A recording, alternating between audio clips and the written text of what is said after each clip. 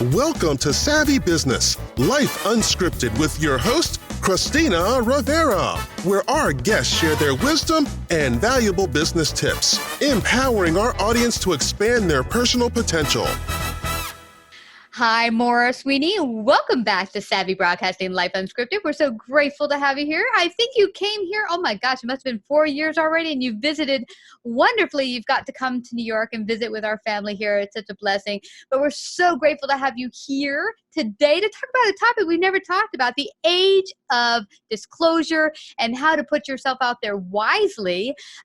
There's the age of technology. We often are now talking online. We're, phone call, email, all of that. But how do you put yourself out there that is safe, not only for your business, but how people perceive you in the best way for your business, your personal life, and your branding? So thank you so much, Maura. How are you?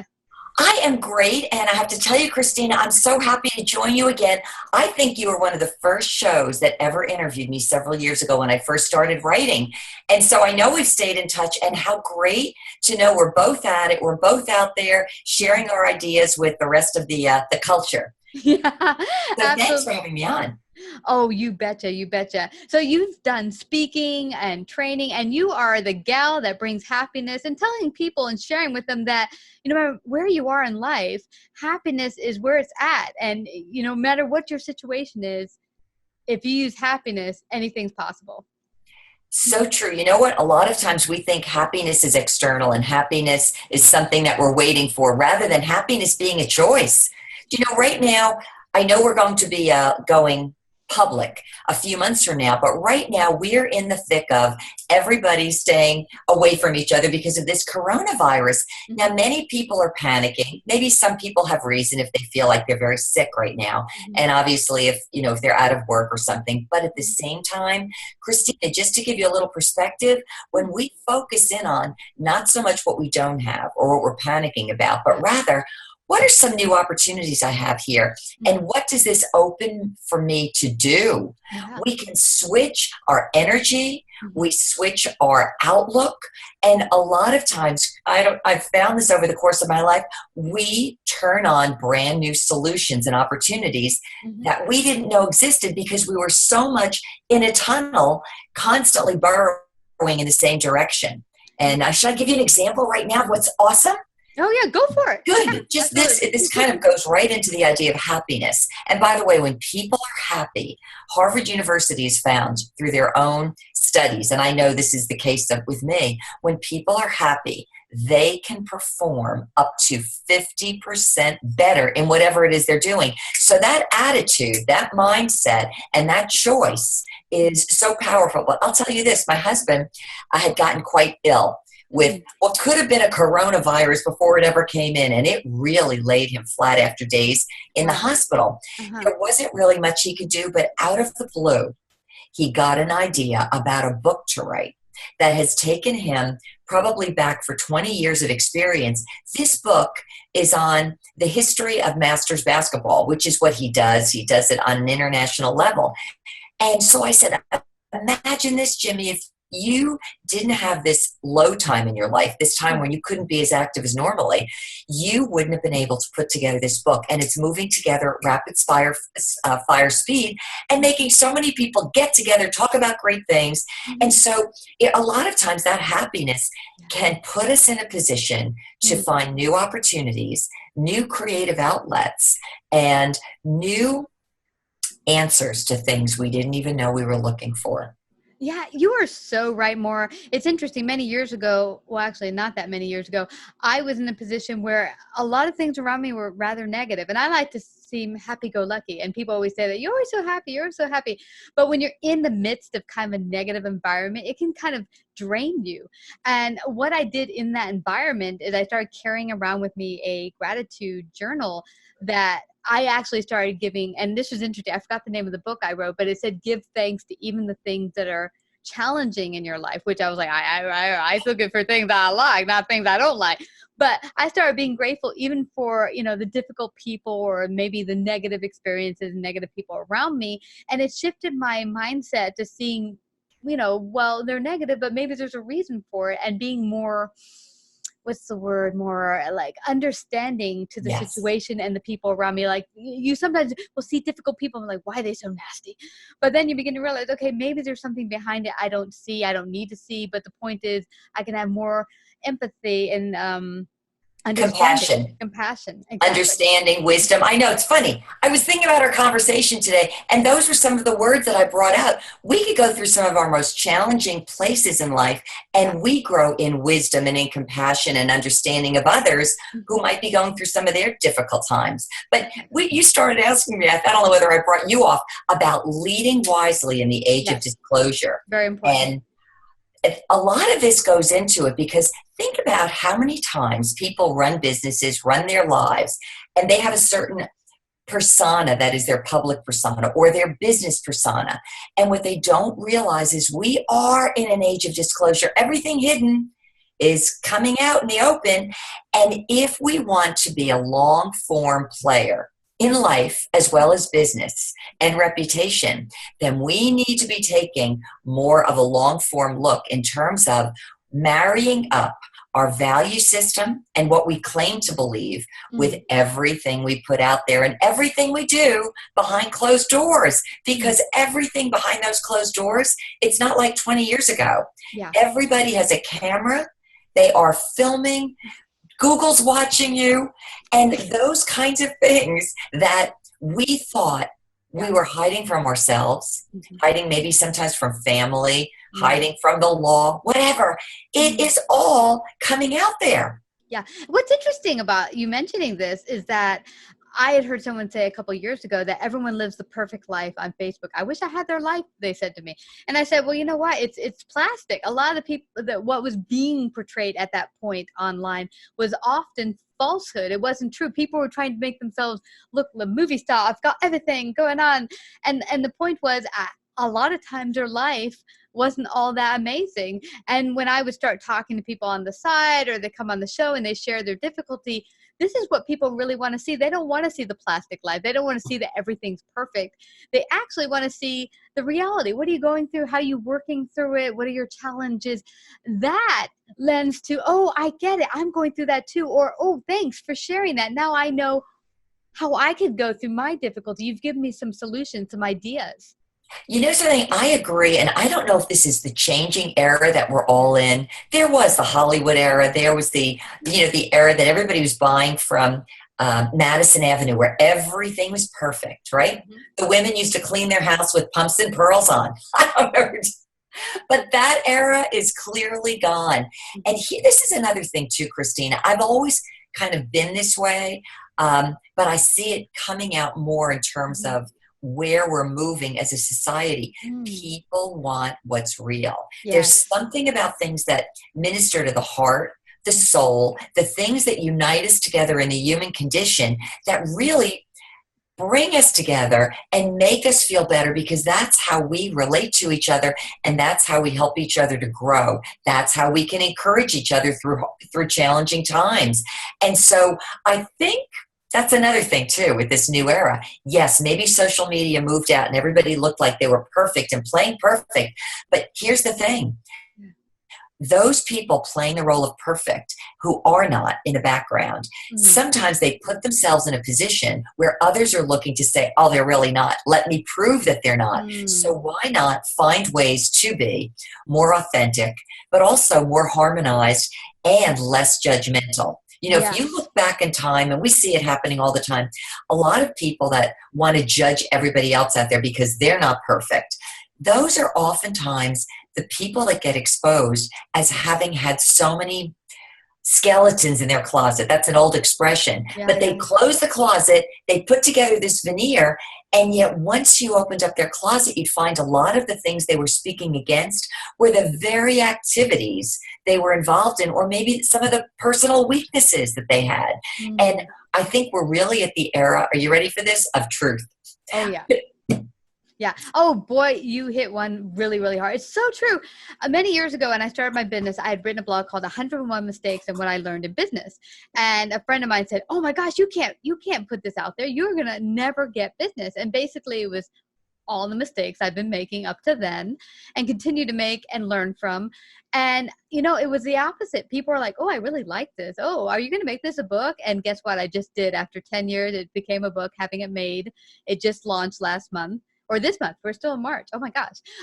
But yeah, earlier in the month. But the deal is people want to hear your mistakes, but not just that you had mistakes or made mistakes, but that you're a continually evolving human being, as we all are.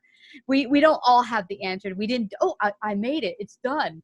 That was the whole point of having it made, is that it's really your definition. It's an ongoing journey. It's not boom, success, we're here. No, it's an ongoing journey. I agree. And here's another thing too. Years ago, I was a recruiter, an executive level recruiter. So we're recruiting, let's say, GMs and vice presidents for Fortune 500 companies. One of the key questions I would always ask, tell me one of the biggest mistakes you ever made and what you've learned from it. And I'll tell you, people that couldn't point to their mistakes or didn't want to admit to their mistakes, I felt were the people that would be less likely to be able to manage through a crisis or manage through a problem, because they were usually ego bound and they needed to be perfect. But those who could share challenges and how they navigated through them and the learning experiences actually would always show me, and of course I would use it to translate to a client company, that they were the ones who, after having gone through something challenging, would have the chutzpah to go through it again and to work hard and to solve an issue rather than trying to protect the self or cover up for a mistake. And that's the thing, Christina, I agree with you wholeheartedly.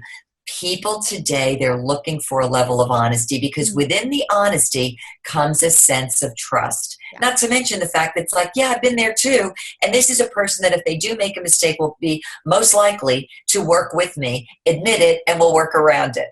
Yeah, that is so true. I remember that exact question you would ask people at interviews. I remember being asked that question many years ago, looking for work. And it's funny, I would often try to come up with the surfacey, glassy, what sounds good. Oh, I'm a perfectionist.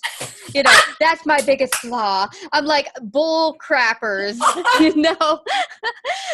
but I was always told, make it sound fluffy and nice, the negative into a positive. And well, what does that so-called perfection look like? And actually, I would say that I did want to strive for perfection, and it would put me in a position of high stress when I didn't need to be stressed sometimes. But the better option is like, okay, here's an actual mistake I made on the job premises, but here's how I fixed it. It's a much better way to approach a question like that than, I'm just a perfectionist, it's my biggest weakness. That is so funny. And, I'm sure so many people were trained to answer that way. Yeah. But, think about this. The perfectionist would be somebody who'd be so afraid to make a mistake, meaning so afraid to try something new. Versus the one that said, you know what, I'm really creative. I love to solve problems, and I tried one way and it didn't work. So I tried it another way and it did. Mm-hmm. So, again, I just really, maybe it's me, maybe it's you, but I see society as a whole moving and gravitating and evolving, your word, into this greater level of unification of who do I think I am and who really am I? What are some of my greatest talents and skills? What do I bring to the table? And I'm trying to be my best, which means I'm in a process of growing. And like, what a great place to be when you're working with other people, right? Absolutely. This is like the best time to be a business owner, I think, and the best time to grow as a person. Let's say you don't want to start a business, not everyone does, but hey, it's the best time for you to grow as a person. That there's just so many opportunities. That we had someone on recently who had a disaster happened in his life and decided because of desperateness, and that's often how a lot of the people come to Savvy, is they said, I was really desperate. I had to start a business because I got cancer, or my kids went off to college and I lost my job, or whatever it is, that they had to shift. And this disaster caused him to find what became a side hustle and then became a very lucrative business. So, I mean, you never know, but just the growth and the personal growth can bring you to places, maybe not business-wise, but places you might have not expected, even personally.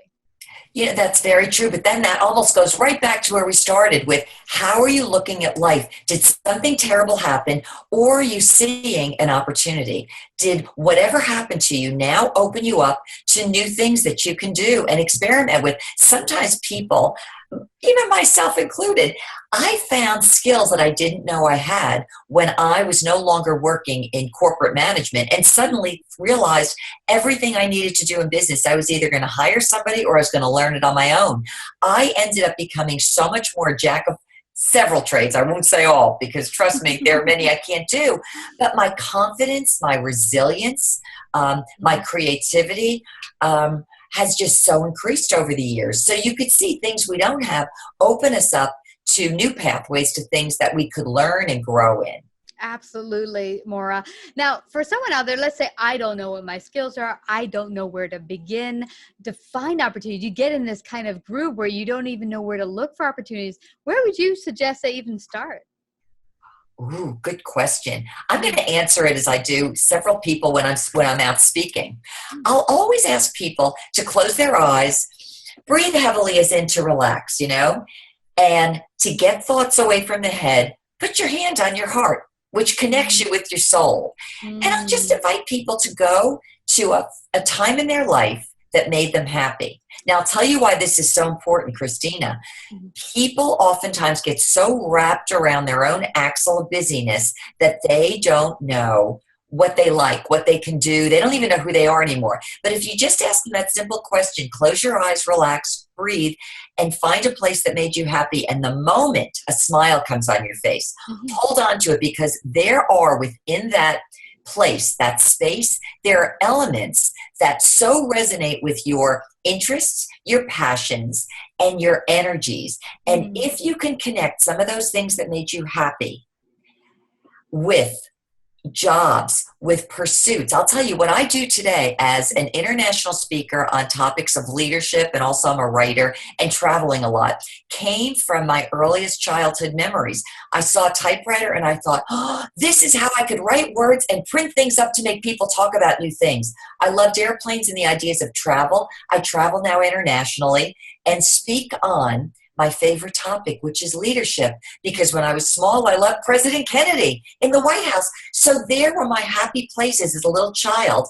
I put them together and I turned them into something that became a pursuit and a persona and a voice for myself. So people out there, maybe they love to invent. Maybe they're creative and love to cook, or they're in design studios. Whatever those things are that they could connect with, if they could find those strings and find ways to exercise themselves around them and put a few things together, they actually, you'll appreciate this because of savvy business and brands. What'll happen is that they won't be just a commodity doing something, but as they connect it with things that really speak for them, they will take it, let's say a commodity service or a commodity business, and they'll turn it into a brand because it will have their special value, vision, spice. And that's something when it's worked over and over and over again, you become your own unique brand. Like me, I used to write about what made people happy and travel a lot, and someone gave me the title Ambassador of Happiness. There wasn't one. How many public speakers are there out there? And how many people try to motivate people, right? Or how many people speak on leadership? But when I combine this whole idea of travel and happiness from the inside out, eventually became a brand. So that would be my advice to others in terms of turning themselves into their own brand. That's awesome. It's awesome, Mary. Because when you go at it from an authentic point of view, and I find this to be very important, I know we talked about this personally, is that when you really go build yourself, find out what jives you, what makes you happy, what is your bliss. But it takes time, and it's sometimes not it's going to be a 5 minutes, I found my bliss, we're done. No, it's going to be a process that's going to take some time, but it's going to be a worthwhile process. I really encourage all the viewers, listeners to take. But, we could go on for hours. I know we have, because you've been over here for dinner, and it's been awesome. But let everyone know where they can find out more about you, hire you. How could they do that? Easiest way to find me is at my website, which is my name, Maura, M as in Mary, A-U-R-A, followed by the number 4 and the letter U, maura4u.com, because whoever you are, I'm for you. And you could find my blogs. My podcast is Maura Sweeney, Living Happy Inside Out. But on my website. You'll even be able to connect with me if you'd like to hire me. In fact, that is one thing I love to do. I love not only to serve as a keynote, but also to do workshops for people who really want to bring themselves up to the next level of influence, leadership, and literally changing their world from the inside out. Yeah. Yeah. 2020. Turn your life inside out for happiness, baby. Thank you, Maura. I just have to thank you again for coming to Savvy Broadcasting today. Thank you. Thank you. If you like this episode, please share. To hear more Savvy episodes and Savvy Biz tips, go to lifeunscriptedradio.com. To become a guest or participate in paid sponsorship, email us at Christina@lifeunscriptedradio.com.